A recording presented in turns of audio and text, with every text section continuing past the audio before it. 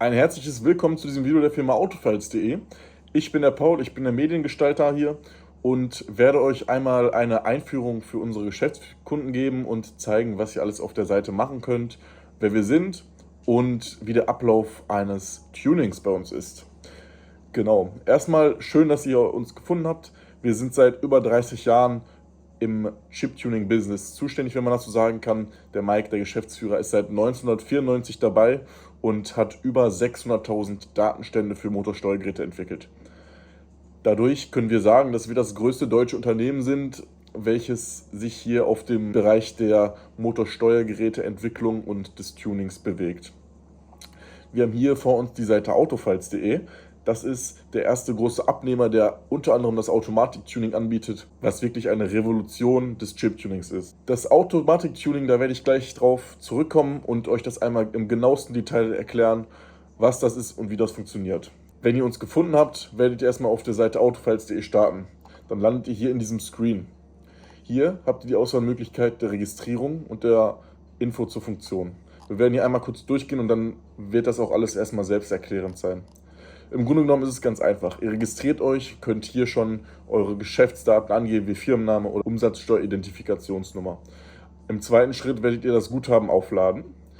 Dann werdet ihr die Datei hochladen, die ihr des Fahrzeuges entnommen habt. Das ist die Originaldatei. Gebt an, was ihr gemacht haben möchtet. Sei es jetzt ein Tuning, eine Schubabschaltung oder eine DPF AdBlue AGR Anpassung.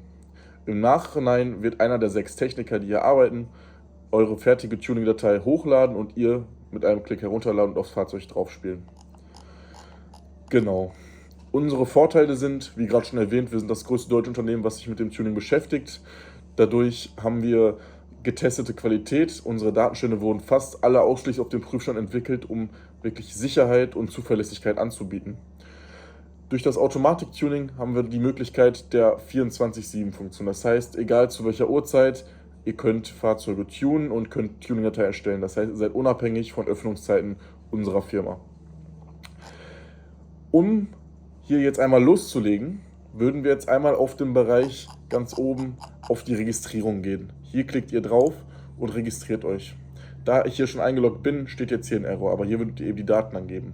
Wir fangen einmal ganz oben an und dann landen wir in diesem Bereich, im Startbereich. Hier seht ihr zum einen die Öffnungszeiten, die sind von Montag bis Freitag von 9 bis 20 Uhr, außer am Freitag, da ist es 9 bis 19 Uhr. Am Samstag ist es 9 bis 17 und am Sonntag haben wir zu dieser Jahreszeit geschlossen. Wenn ihr dieses Video im Sommer seht, haben wir aber auch sonntags nach Absprache auf. Da ist es wichtig, dass wenn ihr beispielsweise Sonntag einen Kunden habt, dass ihr rechtzeitig Bescheid sagt, damit wir das vorbereiten können und gegebenenfalls dann 2 Techniker für euch da sind, die euer Tuning-Datei bearbeiten. Um hier loszulegen, ist es erstmal wichtig zu wissen, was ihr für ein Gerät habt. Es gibt Master- und Slave-Geräte. Das ist, wie gesagt, von dem abhängig, was ihr kauft. Wir empfehlen den Autoflasher. Wenn ihr selber Programmiererfahrung habt, dann solltet ihr ein Mastergerät kaufen. Hier ist der Vorteil, dass ihr quasi beispielsweise in einem Bearbeitungsprogramm wie WinOLS oder ECF Titanium eure Maps, also diese Kennfelder, selber bearbeiten könnt. Ihr könnt aber außerdem auch von ganz verschiedenen Herstellern die Files beziehen. Solltet ihr keine Programmierkenntnisse erlangen, würden wir euch ein Slave-Gerät empfehlen. Dieses Slave-Gerät ist erstens günstiger in der Anschaffung und zweitens braucht ihr dort keine Programmierkenntnisse, da ihr die Datei quasi nur hochladet und runterladet, wenn das euer Ziel ist.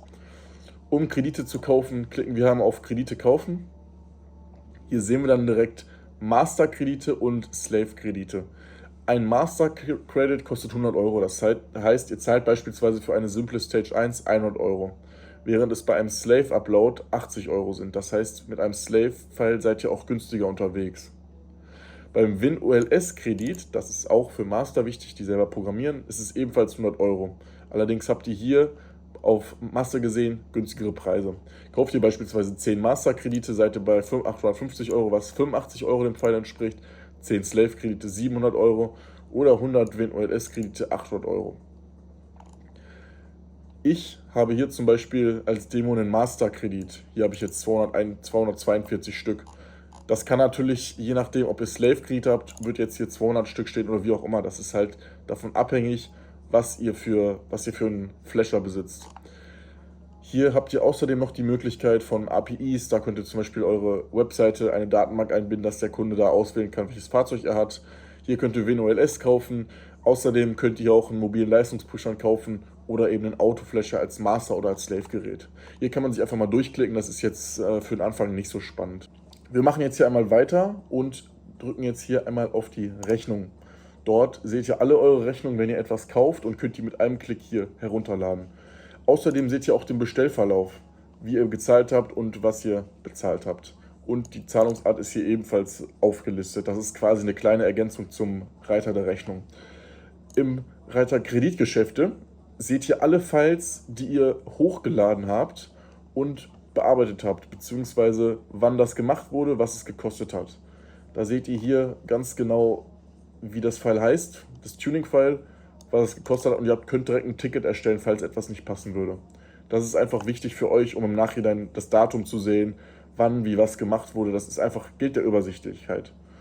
So, um jetzt einmal zu starten, drücken wir hier auf Neue Datei senden. Das ist für Fahrzeuge, die nicht im Automatik-Tuning drin sind. Das werde ich gleich nochmal erklären. Das ist ganz simpel. Ihr wählt hier erstmal die Marke aus. Wir nehmen jetzt hier beispielsweise mal ein Golf 7 GTI. Das heißt, das ist ein Volkswagen. Das Modell versteht sich von selbst, ist ein Golf 7 GTI. Und die Generation Golf 7. Der Motor ist in unserem Fall 230 PS. Das Steuergerät ist dementsprechend die 718. Mit dem Klick auf die Leistungssteigerung sehen wir auch direkt, was möglich ist. Das sind hier 70 PS und 100 Newtonmeter. Das erreicht das Fahrzeug mit dem Chip-Tuning-File von uns. Angenommen, ihr wollt eine Stage 1 haben. Bei der Fahrgestellnummer gebt ihr eben die Fahrgestellnummer des Fahrzeuges an. Nur als Beispiel. Baujahr ist auch wichtig anzugeben. Geben wir jetzt hier mal 2018 an. Und die Transmission, also das Getriebe, ist in unserem Fall ein 6-Gang. Nummernschild kann man auch, wie gesagt, wieder irgendwas angeben. Das ist wichtig, dass das vom Fahrzeug ist. Genau. Hier soll bitte die Originaldatei hochgeladen werden. Wenn ihr wisst, dass das Fahrzeug schon ein Tuning hat, dann müsst ihr unbedingt in den Text darunter ergänzen, hier unten, dass es nicht die Originaldatei ist. Ansonsten klickt ihr eben hier drauf und wählt dann einmal die Originaldatei aus. Nehmen wir jetzt einfach mal diese Datei. Das ist jetzt zwar vom anderen Fahrzeug, aber das gilt jetzt nur als Demonstration. Und dann wählt ihr hier aus, womit es gelesen ist. Erstmal ist wichtig für uns, ist es ein Slave- oder ein Mastergerät. Wir sagen jetzt hier, dass es ein Mastergerät ist, und wählen dann jetzt hier wieder den Autoflasher OBD aus, den wir dafür empfehlen, weil der eben am sichersten die Fahrzeuge chippt, liest und schreibt. Ja. Hier unten habt ihr die Art der Tuning-Version. Hier könnt ihr eben angeben, was gemacht werden soll. Bei dem Auto-Tuning Stufe 1 sagt ihr eben, Stage 1 ist das im Grunde genommen. Stage 1 und VMAX, das ist ja das, was die meisten Kunden wirklich wollen. Je nachdem, in welchem Bereich ihr zuständig seid, kann das ja aber auch natürlich eine DPF-Deaktivierung sein, AGR, DPF und AGR, dann spart man sich da ein bisschen Geld ein. Wir bieten außerdem die AdBlue-Deaktivierung an, Cut raus, dann den Heißstart, Hotstart Fix, das ist bei den 1.9ern auch wirklich ein Problem. Man kann die Launch Control einprogrammieren, die Sportanzeigen erweitern, NOx-Sensoren rausprogrammieren, Schubabschaltung machen, das Pop-and-Bang-Map nennt sich das.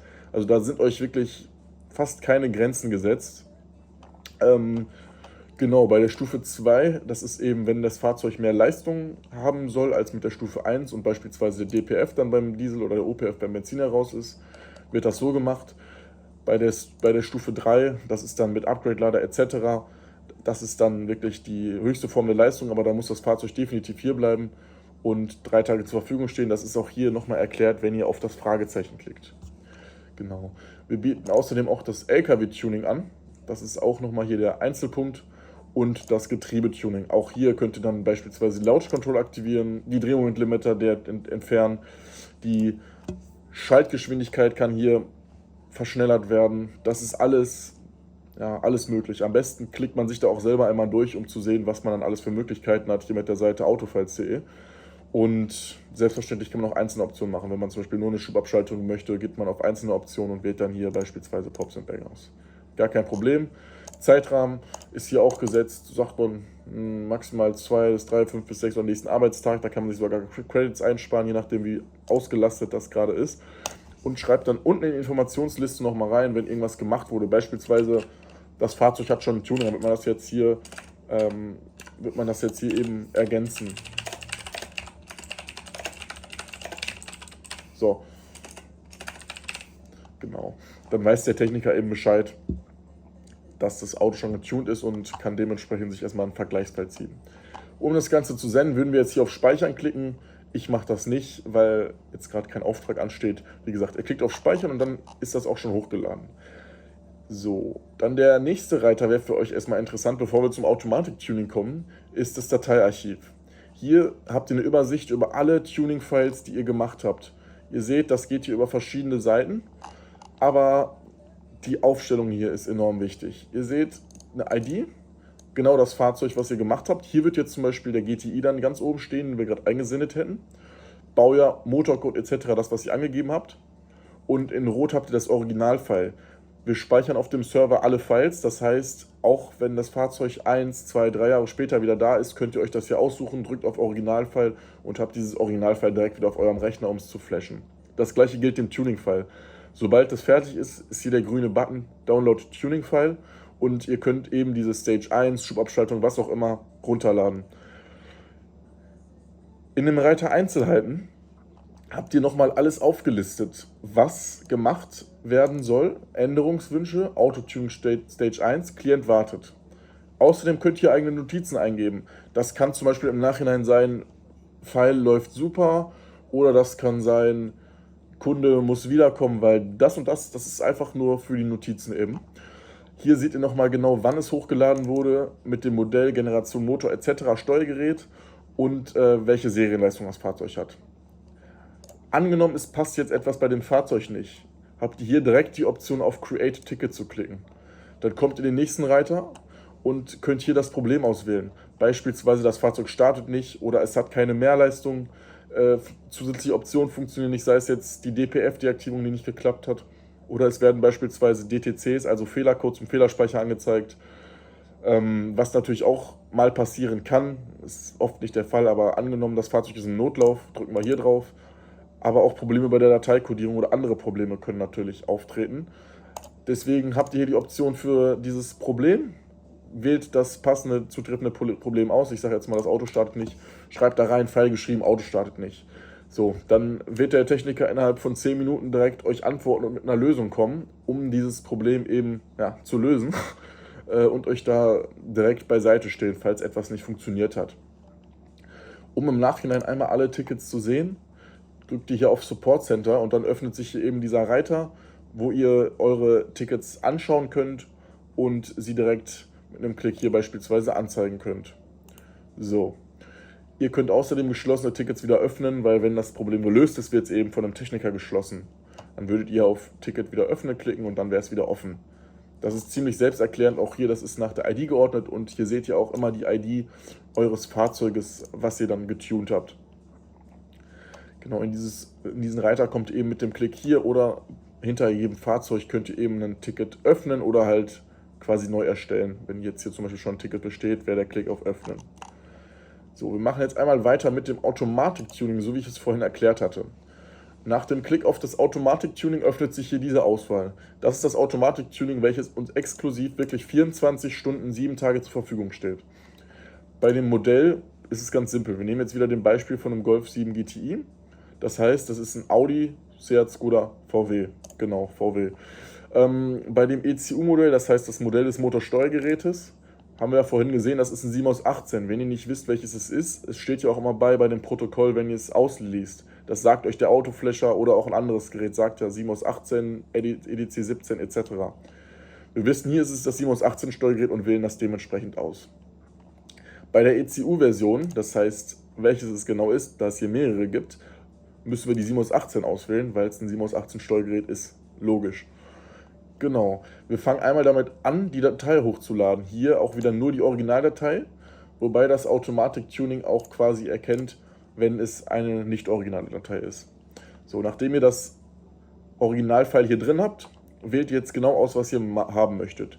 Wir fangen jetzt hier einmal an mit dem 230 PS Tuning für dieses Fahrzeug, weil wir eben, ganz einfach, weil wir den CHH-Motor haben mit 230 PS Serie. Hier sehen wir auch direkt, was rauskommt. Das sind die 305 PS und 420 Newtonmeter.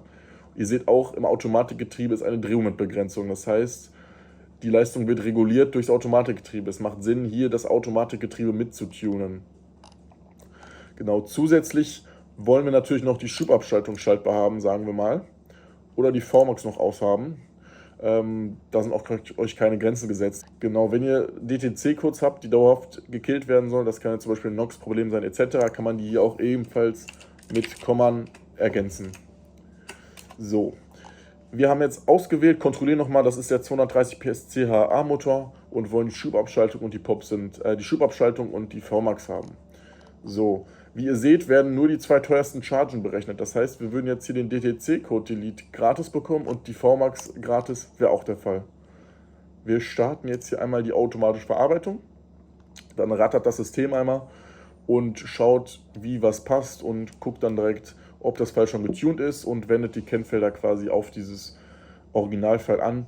Und genau, wir sehen, es war tatsächlich jetzt ganz original und es ist jetzt die VMAX aus, das hat geklappt. Wenn es nicht klappt, ist hier ein X und es steht nicht OK. Das heißt, das erkennt das System automatisch. Die Stage 1 funktioniert hier, die Schubabschaltung schaltbar funktioniert auch. Das heißt, wenn wir jetzt hier auf Datei kaufen klicken, würden wir das File kaufen und hätten dann direkt, ihr habt es gesehen, innerhalb von 2 Minuten diese Stage 1 mit der Schubabschaltung und VMAX zur Verfügung. So, das war es erstmal hiervon. Beim Automatik-Tuning habt ihr das eben für verschiedene Modelle. Ne? Die könnt ihr auch zig BMW-Modelle machen, da sind euch keine Grenzen gesetzt. Es gibt halt eben Fahrzeuge, die hier noch nicht drin sind. Diese werden dann manuell eingesendet, wie ich es vorhin gezeigt hatte. Unter dem Reiter System Messages, hier seht ihr die Systemnachrichten. Zum Beispiel am Black Friday war hier ein schöner Sale, wo man dann nochmal 100% mehr Credits bekommen hat. Das ist dann hier alles angezeigt. Generell wichtige Nachrichten, wenn Feiertage sind, werden euch auch hier angezeigt. In dem Reiter Meine EVC-Geschichte findet ihr eure EVC-History. Das heißt, hier seht ihr, was ihr bei EVC als WinOLS Reseller gekauft habt. Ich zeige euch jetzt noch einmal kurz das Support Center, weil ich hier noch einen Punkt habe, den ich ansprechen möchte. Natürlich könnt ihr auch allgemeine Fragen klicken. Das ist ganz einfach. Dann drückt ihr hier auf Neues Ticket öffnen und wählt beim Betreff allgemeine Frage aus. Hier könnt ihr dann beispielsweise schreiben, ist beim RS3 die Schubabschaltung schaltbar, also Pops and Banks schaltbar. Hier wird man dann schreiben, so und so ist das schaltbar, Fahrzeugdaten noch hinzufügen und hier wird man dann auch eine Antwort vom Techniker kriegen. Das heißt, das Ticket muss nicht immer nur dafür genutzt werden, wenn etwas nicht funktioniert, sondern hier könnt ihr, wie gesagt, allgemeine Fragen stellen. Außerdem könnt ihr auch im Nachhinein nochmal den Dateiservice auswählen mit dem direkten Problem, um euer Problem zu einem bestimmten File zu schildern. Oder ihr wählt hier die automatische Verarbeitung aus, um hier nochmal von der automatischen Verarbeitung ein File auszuwählen, wo es ein Problem gab. Das ist ziemlich simpel. Noch einmal vielleicht für die EVC Reseller Datenbank. Auch hier gibt es ein Support-Ticket für, wenn ihr einen File in der EVC Reseller Datenbank gekauft habt und das nicht funktioniert hat. Dann sagt ihr ebenfalls, welches Problem das ist und hier muss auch eine genaue Problembeschreibung geliefert werden. Ich gehe jetzt hier noch einmal zum Homebildschirm zurück und würde dann sagen, vielen Dank fürs Zuhören. Wenn ihr noch weitere Fragen habt, könnt ihr euch natürlich an uns wenden. Das war jetzt einmal alles grob erklärt hier. Das ist, wie gesagt, alles ziemlich selbsterklärend. Am einfachsten ist es, wenn ihr euch einmal auf der Seite registriert und euch hier einmal selber durchklickt, weil dann seht ihr, welche Optionen es gibt, seht eure Preise nochmal hier, weil ihr seht, das ist wirklich gut gestaffelt. Ihr könnt da echt, vor allem als Slave, große Rabatte absahnen für bis zu 55 € pro File. Das macht wirklich Sinn, hier sich einmal durchzuklicken. Ne? Dann gibt es die Option des Prüfstandes etc., was ich am Anfang alles erwähnt hatte. Die könnt ihr nämlich alle zu super Konditionen erwerben. Dann war es das vom Video. Wir wünschen euch dann noch viel Erfolg bei weiteren Geschäften und hoffen uns, euch als Kunde zu gewinnen.